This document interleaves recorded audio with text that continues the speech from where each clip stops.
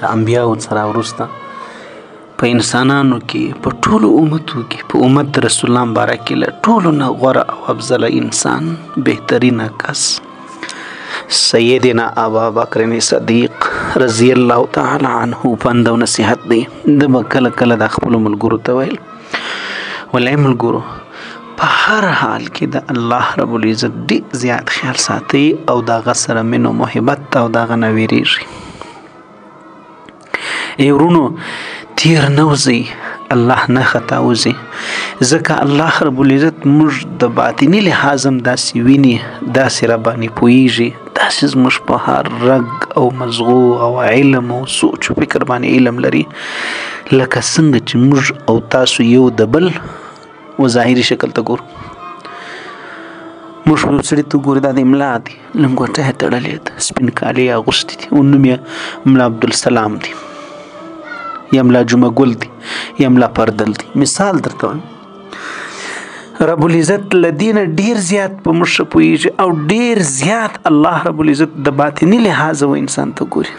چې په باطن کې پتا کې کم سوچونه دي کم فکرونه دي څه رایې دي د څه لپاره لګیا یا نیت دي چیش دي کس دي چیش دي عزم دي چیش دي کم سوچ فکر او شوق در کې بخښي دي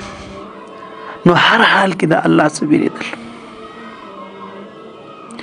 رب العزت در ټولو زیات ژوندی قریب او محبوب هغه شخص دی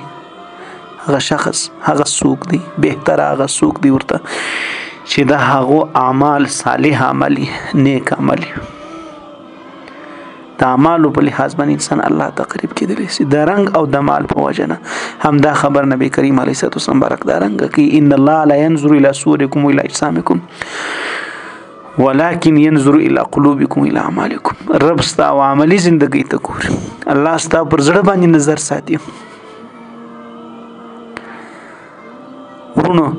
دا یو خبره و چې ته به نصیحت کله کله ملګرو ته کوئ دومره به ورته ویل چې د جاهلیت عادتونه او د هغه رسمونه رواجونه دا بالکل ترک وي زموږ بعضې خلکو تر اوسه پورې هم د ډولو د ډوبلک شوق نه دی پرېږدي مثال درته وایم که نه داسې نورې بعضې رواجي خبرې بعضې هغه د جاهلتوب کارونو خبرې ځکه سیدنا ابوبکر صدیق رضی الله تعالی عنه ورته ویل چې په دې باندې د دغه کارو په کولو باندې الله د کولو والا څه ناراضه کیږي او الله ته دا کارونه ډیر نه خوښه دي الله خپل حبیب راولېږي الله قرآن په لاس ورکوي الله هدایت اسلام په لاس ورکوي حبیب د نبی کریم علیه الصلاة والسلام غوندې څومره خواري او قرباني یې پیش کړي دي څومره خواري پر تېرې سوي دي د دې رسمو د ختم کېدلو په مقابله کې د دې رسمو د سمېدلو په مقابله کې نن چې یو څوک واده کوي کوزده کوي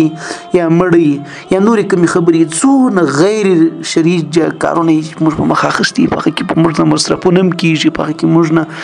ډېر کیسې کېږي حال دا چې بیا کله ځای بیا راسي پر هغه ځای باندې به موږ بیا بخیلان یو د خدای پر لاره باندې بیا موږ هېڅ هم نه پېژندو نه مې څه په وسه کې پرایي بیا موږ مسکینان هم سو بیا کاروبار هم ودرېږي بیا د مرګ دربې چې څومره یې ټولې کړو موږ په سره برابرې سي په باندې چې پر دا ډول استاد سورنا باندې 40-50 پیسې خلک لاسي پر شیندي پر ډمانو یو ډم ته 2-3 لک روپۍ ورکوي چې غزل ورته وایي